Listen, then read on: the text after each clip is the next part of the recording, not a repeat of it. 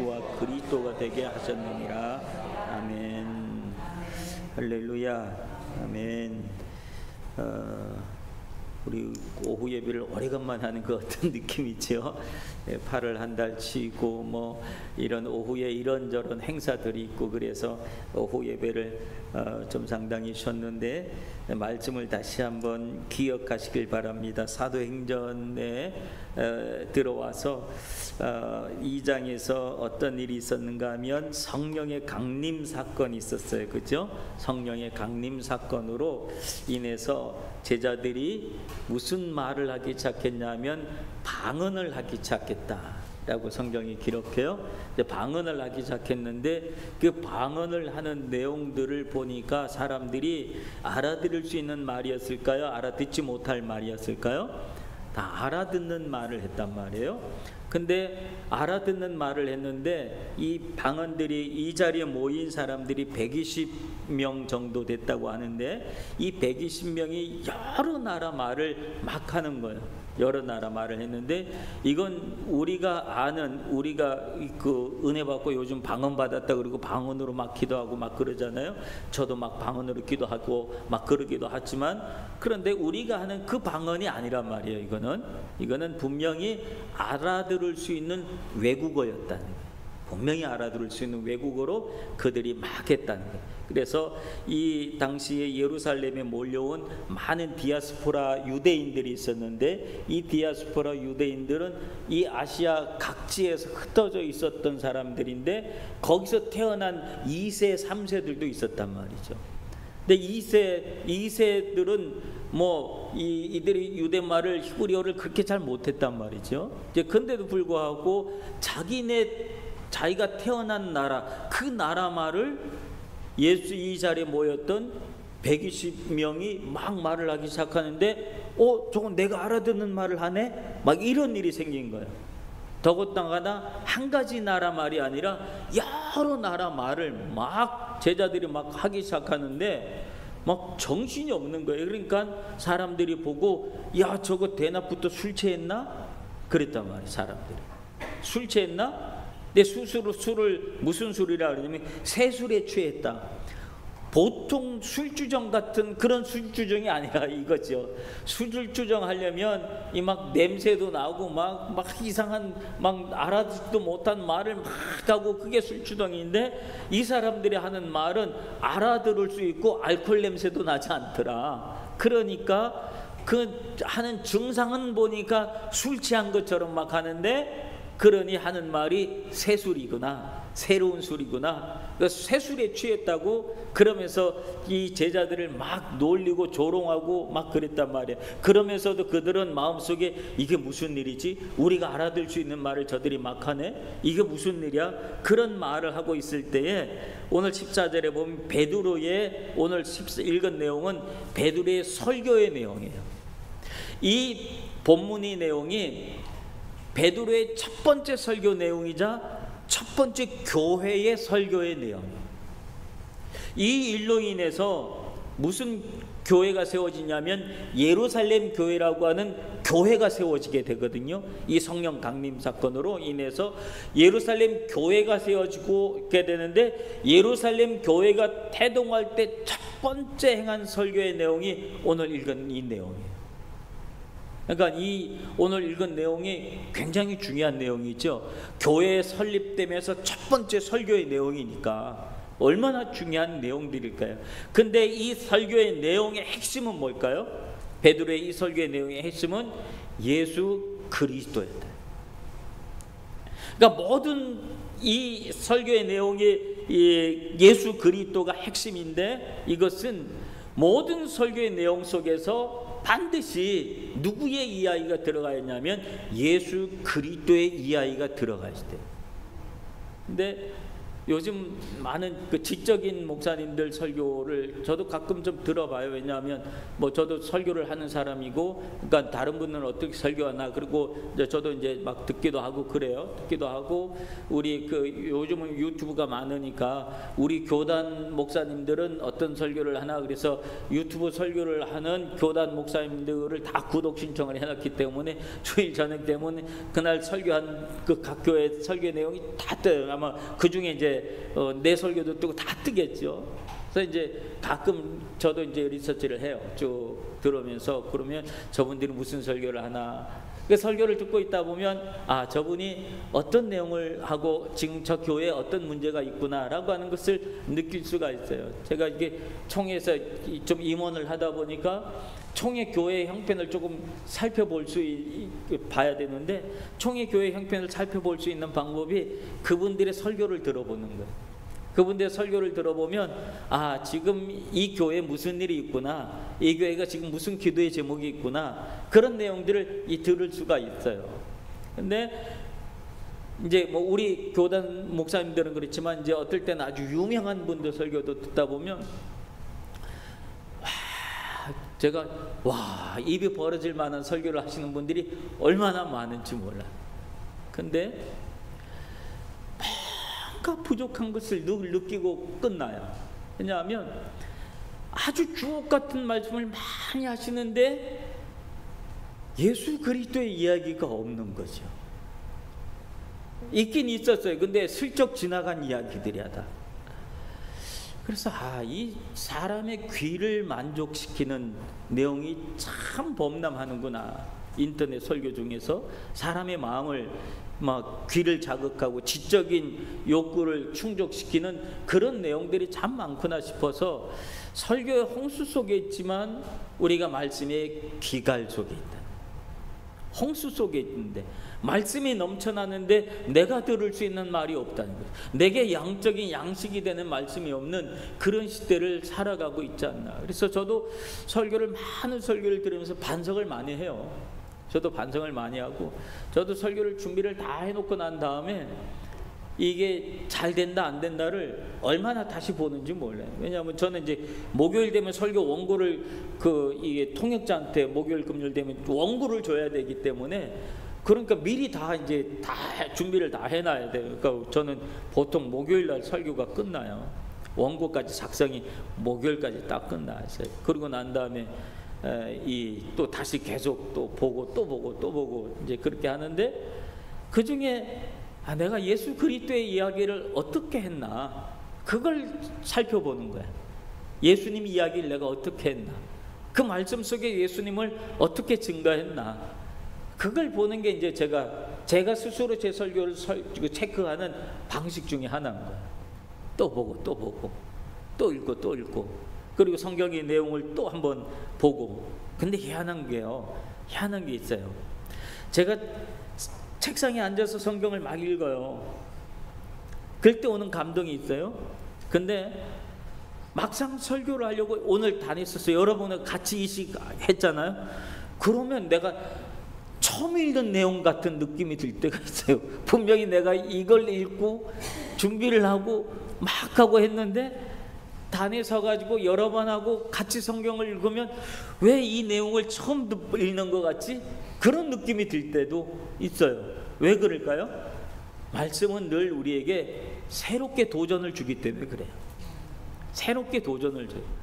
그때 읽었던 말씀, 준비하느라고 읽었던 말씀과 전하려고 읽은 말씀이 또 다르게 와닿는 거예요.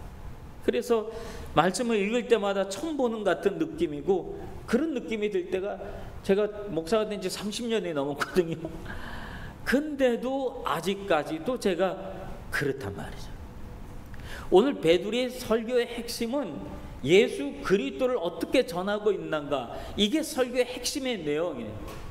여러분들이 하나님의 말씀을 들을 때 말씀 속에서 예수님 이야기를 어떻게 들을 것인가가, 그게 아주 중요한 내용들이에요. 오늘 이 말씀 속에서 여러분 예수님의 이야기를 어떻게 들었어요? 예수님 이야기를 여러분들이 어떻게 들었어요? 오늘 말씀에 예수님의 이야기는 예수님의 죽으심과 부활하심, 너희가 죽였지만 하나님은 살리셨다라고 하는 거예요. 예수님의 이야기. 이제 그러면서 이 이야기를 하면서 오늘 그 베드로가 하는 말 중에 아주 중요한 말을 하는데, 오늘 뭐라고 얘기하냐면 베드로가 열한 사도에게 서서 소리를 높여 이르되 유대인과 예루살렘에 사는 모든 사람들아 이 일을 너희로 알게 할 것이니 내 말에 귀를 기울이라. 너희가 지금 나를 세술에 취했다 그리고 막 이렇게 얘기하는데 왜 이런 일이 생겼는지 내가 지금부터 설명할 테니까 내가 설명하는 걸 잘 들어, 이 말이죠. 내가 설명할 테니까 잘 들어.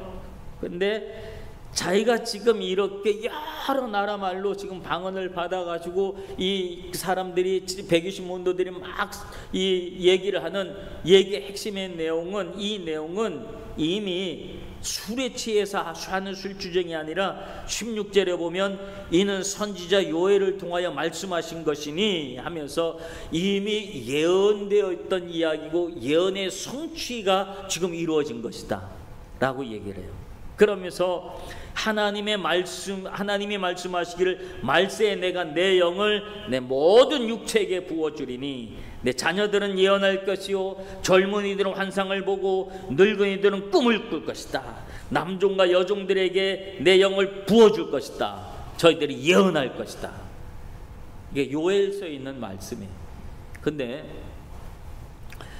베드로가 이 요엘서에 있는 말씀을 어떻게 알았을까 싶은 거예요.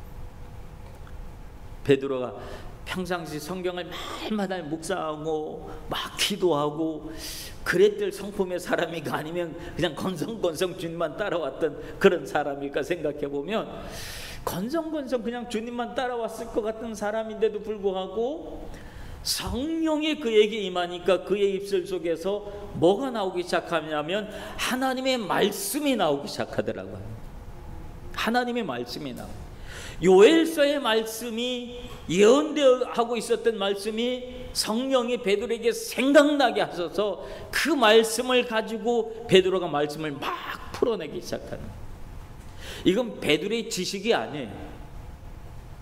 베드로의 지식이 아니에요. 베드로가 가지고 있었던 것도 아니에요.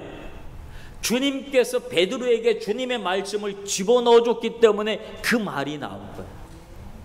여러분, 우리가 성령이 충만할 때는요, 희한하게 내가 그 전에 어디서 언젠가 들었던 말씀들, 은혜 받았던 말씀들, 그 말씀들이 막 생각이 나고, 그래서 그 말을 막 이 성령이 충만하면 그 말을 막 누구한테 설명할 때 막 그 말이 나와. 막 그를 경험을 해보신 적이 혹 있으세요?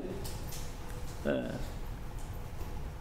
해보신 분도 그런 경험이 있으신 분도 있고 없으신 분도 있겠지만, 그러나 성령은 어떻게 하시냐면 우리에게 생각나게 하시는 은혜를 주시는 거예요.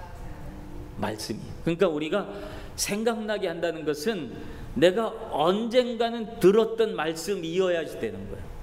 내가 언젠가는 읽었던 말씀이어야지 생각이 나지. 듣지도 않고 읽지도 않았는데 어떻게 그 말씀이 생각이 나겠어요? 그러니까 우리가 예배를 잘 드리면서 설교 시간에 말씀을 잘 듣는 것이 중요해요. 그리고 여러분들이 성경의 말씀을 집에서 잘 읽는 것이 중요해요. 그러면 읽고 들은 말씀은 중요한 때가 되면 생각나게 하시고 말하게 하십니다. 누가? 성령이 말하게 하시는. 오늘 베드로도 그런 성령의 은혜를 입은 거예요. 그러니까 베드로가 그 전에는 도망갔던 사람이잖아요. 그죠? 예수님이 십자가에 못 박히실 때 그는 도망갔던 사람이고 배반했던 사람이고 막 예수님을 부인했던 사람이었는데도 불구하고 지금은 사람들이 막 몰려들어서 야 너희들 뭐냐 막 그러고 이제 위협적으로 쳐다보고 있는 상황인데, 오늘 그는 담대한 모습으로 하나님의 말씀을 선포하기 시작합니다. 그러니까 성령이 말세에 내가 내 영을 너희 모든 육체에게 부어주리니, 이 말씀의 성취가 오늘 이 성령의 강림하심으로 이루어졌다고 하느냐. 오늘 이 말씀은 우리에게도 동일하게 임하는 줄로 믿습니다. 그래서 주님은 우리에게도 여전히 우리가 성령 받고 은혜 받고 그리고 막 주님 앞에 엎드려 기도하면 여전히 주님은 우리에게 은혜를 부어주시는 그 모든 육체에게. 자녀들은 예언할 것이요, 젊은이들은 환상을 보고 늙은이들은 꿈을 꾸는, 어린아이부터 나이 많은 사람까지 어느 한 사람도 예외되지 않고 동일하게 성경은 그 사람에게 맞게끔, 그 상황에 맞게끔 역사해 주신다는 거예요. 오늘 여기 보면 예언과 환상과 꿈, 이건 뭐냐 하면 전부 다 앞으로 되어질 일들의 이야기예요. 앞으로 되어질 일들. 성경은 앞으로 되어질 모든 일이 기록되어 있는 게 성경 말씀이에요. 언제까지? 말세에 이르기까지. 성경의 모든 이야기는 다 기록이 됐어요. 그렇죠? 말세 이야기까지 다, 주님 오시는 그날까지 이야기가 성경은 다 기록이 되어 있어요. 그러므로 우리가 성경 말씀을 많이 알고 읽고 그러다 하다 보면 주님께서 말씀에 내 영을 부어준다 그랬는데, 하나님의 말씀에 영을 부어주시면 그 말씀이 우리로 하여금 나이에 맞게끔, 상황에 맞게끔 예언도 하고 환상도 보고 꿈을 꾼다는. 근데 이 예언이라고 하는 것이 전혀 성경과 상관없이 마치 점쟁이들이 무슨 말을 하듯이 그런 예언이 아니에요. 이거 오해하면 안 돼요. 이 예언은 하나님의 말씀에 대한 이야기예요. 성경이 기록되어 있는 이야기예요. 그래서 누가 예언을 해준다 그리고 기도 많이 하시고 또 은사자들이고 막 그런 분들 쫓아다니는 분들 많잖아요. 이제 그분들 쫓아가서 무슨 뭐 기도 받고 그러고 난 다음에 뭐 너 앞으로 어떻게 될까지 어떻게 될까 막 얘기하시는 분이 있는데, 그런 식의 예언을 얘기하는 게 아닙니다.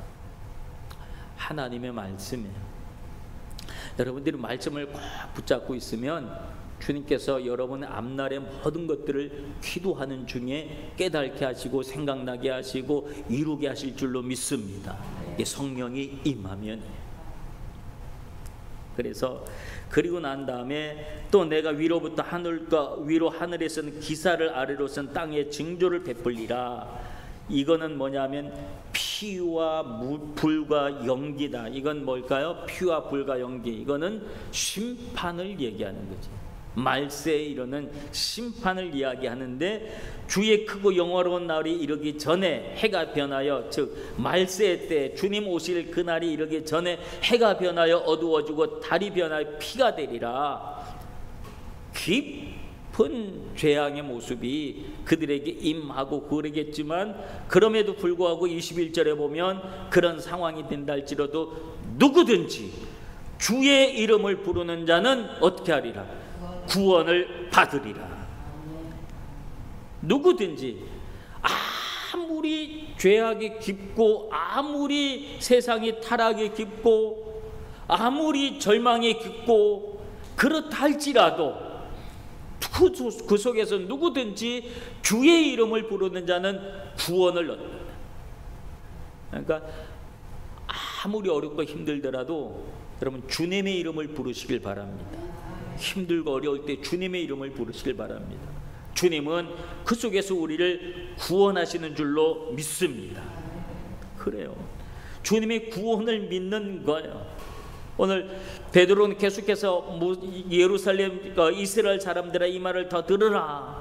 너희도 아는 바와 하나님께서 나사렛 예수로 하면서 이제 지금까지 있었던 것은 구약의 요엘서에 있는 말씀이고 이제부터는 예수의 이야기를 하는 거죠. 예수님께서 큰 권능과 기사과 표적을 너에게 베푸고 그에게 증언했다.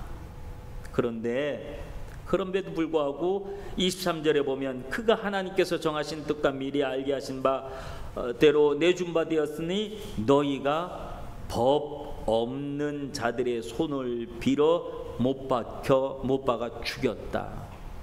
법 없는 자들의 손을, 즉 세상 법정을 빌려서 너희들이 예수님을 십자가에 못 박혀 죽였다. 예수님을 유대법에 의해서 십자가에 내준 게 아니라 로마법에 의해서 십자가에 못 박게 했다. 어떤 법이었을까요? 반역자, 정치범. 이 구테타를 일으키려는 구테타 세력, 이런 식으로 예수님을 로마법에 의해서 십자가에 죽였다. 그러나 하나님께서 그를 사망의 고통에서 풀어서 다시 살리셨다. 왜냐하면 예수님은 사망에 매여 있을 수 있는 분이 아니기 때문에. 그래서 예수 그리스도의 십자가에서의 부활하심을 다시 그가 설명하기 시작하는 그런 모습이에요. 그러니까 예수 그리스도의 십자가의 죽으심과 부활하심, 이것이 베드로가 지금 설교하는 설교의 내용의 핵심이 되었다. 무엇을 하기 위해냐면 예수 그리스도를 증거하기 위해서 그랬대. 즉 증언하기 위해서 베드로는 지금 이 설교의 내용을 하고 있는 거예요. 예수님을 많은 사람들에게 증언하기 위해서. 그래서 이 예수의, 이 베드로의 질문, 이 베드로의 이 설교의 내용에 많은 사람들이 어떻게 했어요? 마음이 찔려 그랬거든요.